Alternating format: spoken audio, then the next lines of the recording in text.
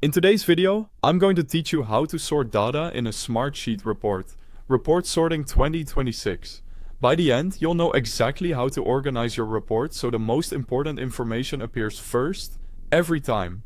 Start by opening your browser and going to smartsheet.com. This works best in a modern, up-to-date browser to avoid any display or performance issues. Sign in to your Smartsheet account. Keep this quick. Use your regular credentials or your organization's single sign-on if that's enabled. If you're prompted to stay signed in, only accept that on a trusted device. After you log in, you'll land on your home page. Think of this as your command center. From here, you can jump to recent items, favorites, and, most importantly for today, your workspaces where reports live. On the home page, click All Workspaces. This shows the folders and locations your team uses to store sheets, dashboards, and reports. If you're part of multiple teams, you may see several workspaces here. Next, select the workspace that contains your report, then open the report you want to sort. A report is a dynamic view that pulls rows from one or more sheets. It doesn't duplicate the data, it simply displays it based on criteria.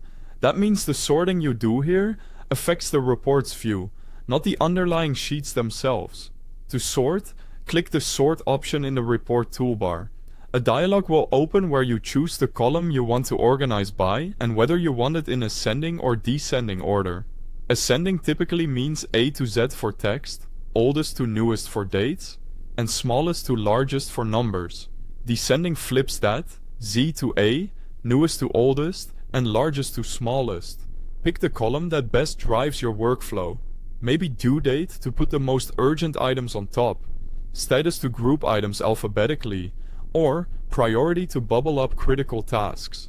Once you've set the column and the direction, click OK to apply the sort. You'll see the rows instantly rearrange. Nothing is deleted or edited, only the order changes for your current report view.